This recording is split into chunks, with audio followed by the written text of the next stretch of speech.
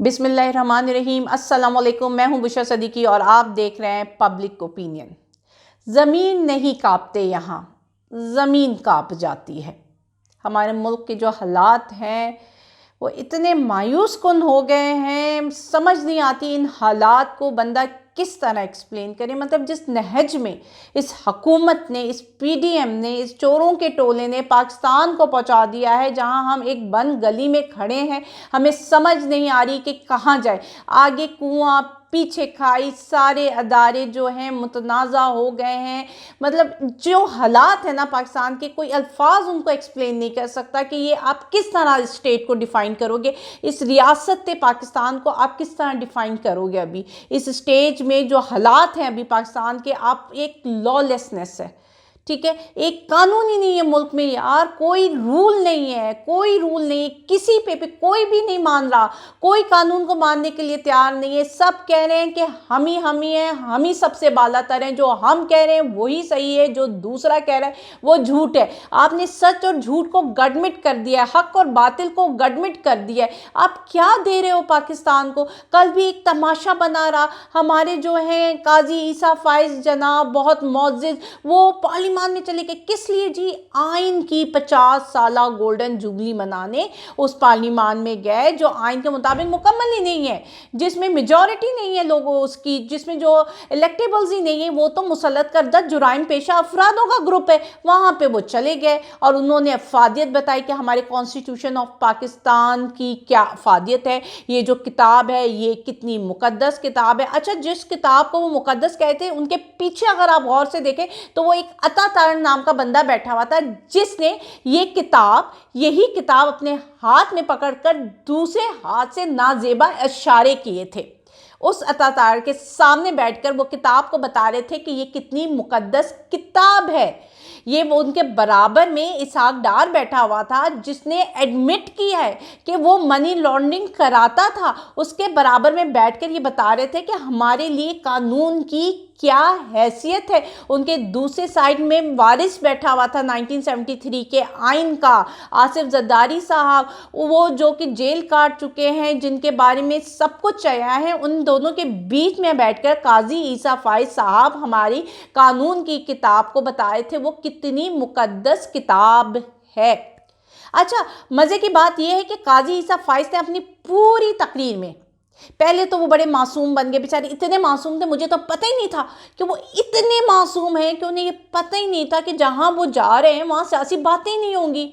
हाय बेचारे को ट्रैप कर लिया गया और उनको ये कहा गया कि यहाँ पे सियासी बातें नहीं होंगे। वो अपनी मासूमियत में आ गए और वो उधर चले गए, और वहाँ जाकर उनको पता चलता है कि यार उनके साथ क्या हो गया बेचारे के साथ, वहाँ पर तो सियासी बातें हो गई हैं। ठीक है, उसके बाद वो अपनी तकरीर शुरू करते हैं, तकरीर में वो किताब उठाते हैं, बताते हैं कितनी मुकद्दस किताब है, और फिर वो पूरी तकरीर में पाकिस्तान में मौजूदा आईनी बुरान पर कोई बात नहीं करते। वो बात करते हैं तो अपने मुंह मियाँ मिट्ठू बनते हैं।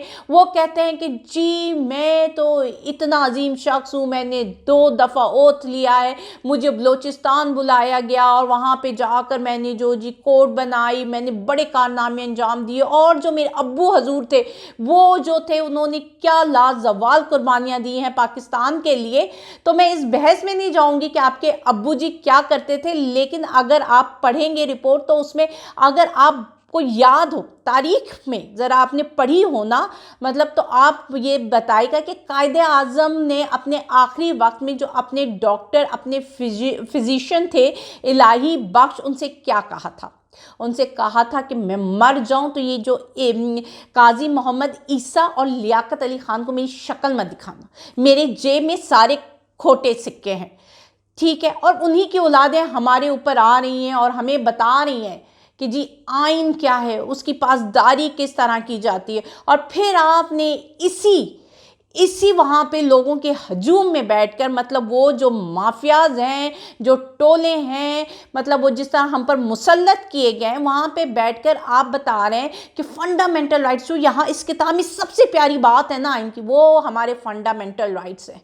एक साल में इसी हुकूमत में जिसके सामने बैठकर आप ये बात बता रहे हैं, आपको नहीं पता कि क्या फस्तायत का अरूज रहा है इनकी एक साल में, पिछले एक साल में उन्होंने क्या क्या किए, उन्होंने क्या फ्रीडम ऑफ प्रेस पे कदगन नहीं लगाई। आपने स्पेशली मेंशन किया ना कि जी फ्रीडम ऑफ प्रेस है, फ्रीडम ऑफ इंफॉर्मेशन है, तो क्या फ्रीडम ऑफ इंफॉर्मेशन और फ्रीडम ऑफ प्रेस का नतीजा हम नहीं भुगत रहे? क्या ARY या बोल न्यूज़ उसका नतीजा नहीं भुगत रही है? कहाँ गई उस वक्त, कहाँ गई फ्रीडम ऑफ प्रेस जिनके लोगों के सामने बैठकर आप बात करें? आपने उनसे पूछा, इन लोगों से आपने पूछा कि यार तुमने किया क्या है पिछले एक साल में? तुम लोगों को उठा लेते हो क्योंकि वो बात करते हैं जो तुम्हें पसंद नहीं आती है। आपने ये सवाल किया उन लोगों से? वहां बैठकर आपने बड़े मासूमाना तरीके से कह दिया क्योंकि मुझे नहीं पता था ये सियासी बातें, लेकिन मैं कुछ नहीं कहूँगा क्योंकि आपका फ्रीडम ऑफ एक्सप्रेशन है। तो क्या इस कौम के 22 करोड़ लोगों का कोई फ्रीडम ऑफ एक्सप्रेशन नहीं है? 22 करोड़ लोगों का कोई हक नहीं है, कोई बुनियादी हक नहीं है? उसी असेंबली में बैठकर एक बिल दिया जाता है जिसमें कहा जाता है इलेक्शन कमीशन को इख्तियारात दिए जाएं कि वही तारीख तय करे। ठीक है, आप जो है यही जो आपके लोग बैठे हुए, जो पार्लियामान बैठी हुई है, ये जो आपके नुमाइंदे वहाँ पे सो कॉल्ड बैठे हुए हैं, वो जो है अवाम का बुनियादी हक vote, fundamental right to vote, वो छीन रहे हैं, वो नहीं दे रहे हैं। लेकिन आपने वहां पे इस किस्म की तो कोई बात नहीं की। और जब आपसे सवाल पूछा गया कि जी 90 दिन के अंदर इलेक्शन हो जाने चाहिए, तो आप चुप, फिर आपको चुप्पी लग गई, फिर आपसे बात नहीं हो पा रही थी। ठीक है, लेकिन वहां पे आपने ऐसी कोई बात नहीं की। उसी पार्लियामान में बैठकर सुप्रीम कोर्ट के इख्तियारात को महदूद किया जा रहा है, बिल मंजूर हो गया, फटाफट बिल मंजूर हो जाता है, तब चुप्पी। ठीक है ना, वहां पे एक बिल पेश किया जाता है कि जी ये पार्लियामेंट डिसाइड करेगी। वो हुक्म जो सुप्रीम कोर्ट ने कहा है कि ये हमारे वजीर आजम वॉच आउट करेंगे, वो देखेंगे कि फंड्स रिलीज किए जाते हैं कि नहीं, ये उनकी रिस्पॉन्सिबिलिटी है। तो उन्होंने सारा मुद्दा डाल दिया पार्लियामेंट में कि पार्लियामेंट डिसाइड करेगी कि फंड्स देने हैं कि नहीं देने, और ये सब आपके सामने, आपकी आंखों के सामने हो रहा है, लेकिन आप चुप बने हुए। अच्छा, ये वाला बिल जिसमें डिसाइड होना है कि फंड्स देने कि नहीं देना, इसके लिए एक थॉट प्रोसेस होगा। उसके लिए आपने 4-5 दिन ले लिए कि सब सोच विचार करेंगे, देखेंगे कि इस पे क्या हो सकता है, क्या नहीं हो सकता, और उसके बाद फिर इसका एक इजलास मुनक्किद होगा। अच्छा, बाकी चीज़ों में थॉट प्रोसेस क्यों नहीं होता? मतलब NRO 2 दिया गया, फटाफट बिल, दूसरा बिल लेकर आया महदूद करवाने का, फटाफट पास हो रहा है। तीसरा बिल आ रहा है कि जी इलेक्शन कमीशन के इख्तियारात को वसी किया जाए, उनको भी इख्तियार दिया जाए डेट देने का इलेक्शन की, वो फटाफट मंजूर हो रहा है।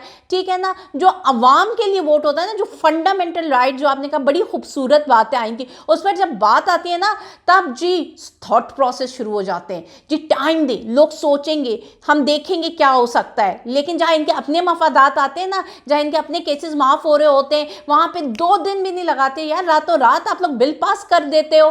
ठीक है, यहाँ पे जो है आपके बराबर में जो लीड कर रहा है, जो उसका हेड है, वो नामजद होने वाला था, उस पर फर्दे जुर्म आयद होने वाली थी, वो जो है वजीर आज़म बन जाता है। और वहाँ पे बैठकर आप बड़े मज़े से स्पीच करते हो और फिर वहाँ पे उन्हीं के वकला के साथ आप वापस चले जाते हो। आपकी क्या लीगल ग्राउंड्स हैं, आपकी क्या मॉरल ग्राउंड्स हैं कि अब आपको जो है अपनी पोजीशन पे बरकरार रखना चाहिए? आपने अपना करियर, अपनी सारी तबाह कर चुके हैं। मतलब आप एक कंट्रोवर्शियल पर्सनैलिटी बनकर सामने आए। अब मुझे बताएं कि अभी कल जो आप गए, एक क्या अपेरेंटली क्या मैसेज कन्वे हो रहा था? मैसेज ये हो रहा था कि आप इस माफिया के साथ खड़े और ये माफिया आपके साथ खड़ा है। अगर किसी ने भी इस माफिया के खिलाफ कोई भी कानूनी कार्रवाई की तो आप उसके सामने आ जाएंगे, और अगर आपके खिलाफ कोई कानूनी कार्रवाई या रेफरेंस दिया जाएगा तो ये माफिया आपके सामने साथ आकर खड़ी हो जाएगी। अपेरेंट मैसेज यही था। ये खिलवाड़ है जो इस मुल्क के साथ हो रहा है, इस मुल्क के अवाम के साथ हो रहा है, और सबसे बढ़कर इस आइन के साथ हो रहा है। और दूसरी जो लेटेस्ट डेवलपमेंट पाकिस्तान में अभी हुई है इस्लामाबाद में, वो ये हुई है कि आपके अटॉर्नी जनरल शहबाज शरीफ से मिले, और शहबाज शरीफ का कोई बड़ा ही अहम पैगाम लेकर जस्टिस अता बंदियाल की तरफ पहुंचे हैं। अब देखते हैं जस्टिस अता बंदियाल कोई दरमियानी रास्ता निकालते हैं, कोई नजरिए ज़रूरत लाते हैं या डट जाते हैं अपने फैसले पर, आइन पर, कानून पर, उस फंडामेंटल राइट पर जो अवाम का है, राइट टू वोट पर डट जाते हैं, खड़े हो जाते हैं और अपना फैसला दे देते हैं। क्योंकि इस हुकूमत ने मतलब वो एक भगोड़े नवाज शरीफ ने जो कहा था ना कि जी जजेस के खिलाफ रेफरेंस दायर करो, वो मफरूर मुजरिम ने कहा था, और उसकी जो है ना यहाँ पे हम कानून और जो सुप्रीम कोर्ट के फैसलों को ना अपनी पाँव की जूती पर रखते हैं, लेकिन उस भगोड़े मफरूर के कहने पर अब जो है 4 जजेस के खिलाफ सुप्रीम जुडिशियल काउंसिल में रेफरेंस दायर हो चुका है। ये है हमारे मुल्क के साथ ये खिलवाड़ हो रहा है। अब आप इस पूरे निज़ाम को किस तरह डिस्क्राइब करो, कोई वर्ड है आपके पास इस पूरे निज़ाम को डिस्क्राइब करने के लिए? यहाँ पे जो चोर है वही हुक्मरान है, वही चौकीदार है। यहाँ पे अवाम की तो कोई सुन ही नहीं रहा है। अब इस मुल्क का क्या होगा इसके बारे में तो कोई सोच ही नहीं रहा। सब अपने अपने खेल में लगे हुए कि हमारे साथ क्या होगा। ठीक है, वहाँ पे मरियम नवाज है, उनका जो क्लिप आया वो उसको अपने हक में जो audio clip, video clip release हुआ, जो मंसूर अली खान के साथ उनका इंटरव्यू था, जिसमें वो इसको अपनी फेवर में करने की कोशिश कर रही थी कि देखें हम तो फैक्ट्स फाइंड करना चाहते, हम चाहते पहले हमारे पास फैक्ट्स आए फिर बात करें। तो मतलब इससे बड़ा झूठ तो वो बोल ही नहीं सकती है ना। मतलब इससे बड़ा झूठ क्या होगा। आप BMW यूज़ करती रही हैं, आपको नहीं पता था कि अरशद शरीफ ने पूरी डिटेल्स नहीं बताती थी कि इसका टैक्स कौन पे करता है, किस सन में आई है, क्या है, सारा कुछ आप लोगों के सामने मौजूद है। मतलब आपने आवाम को बेवकूफ़ समझा हुआ है। लगता है कि आवाम अपनी आंखों में पट्टियां बांधकर बैठी हुई है, उसको कुछ नज़र नहीं आ रहा, उसने आपको BMW में घूमते फिरते नहीं देखा है। और अब आप चली गई हैं सऊदी अरब। सऊदी अरब में सुना है कि कुछ वो शख्स जो गुमनाम है और गुमनामी में भी इंटरव्यू देता है, कभी वो दुबई की सड़कों पर नज़र आता है तो आज फिर वो सऊदी अरब की सड़कों में नज़र आएगा। और अल्लाह से दुआ की जाएगी कि या अल्लाह लंदन प्लान कामयाब कर दे, और एक अच्छी हिकमत अमली डिफ़ाइन की जाएगी दौरान उम्रा के किस तरह लंदन प्लान को कामयाब करना है। ये हमारे मुल्क के हालात हैं। किसी ने अवाम का सोचा? किसी ने ये सोचा कि रमज़ान का महीना जा रहा है, लोगों के घरों में चूल्हा जल रहा है कि नहीं जल रहा? वो लोग जो रोज़े से हैं उनके पास पीने को पानी भी है कि नहीं है? ये किसी ने सोचा? नहीं। आप अपने खेल में लगे, आप उस खेल में लगे हुए जिसमें सिर्फ मुल्क का और अवाम का नुकसान है और मफादात सिर्फ और सिर्फ आपके अपने मफादात के हसूल के लिए आपने इस मुल्क को बंद गली में दाखिल कर दिया है। आपने सारा सिस्टम कंट्रोवर्शियल कर दिया, अदलिया कंट्रोवर्शियल कर दी है। ये इतने मुश्किल और कठिन रास्ते पे खड़ी हो गई है ये इदारा, इसके पास क्या ऑप्शन है मुझे बताएं। आपने कहाँ पे लाकर खड़ा कर दिया मुल्क को। ये जो आइन होती है ना वो सुप्रीम इदारा होती है, जब सब कुछ नाकाम हो जाता है उससे फ़ैसला लेते हैं और फिर उसके फ़ैसले के हिसाब से हम चलते हैं।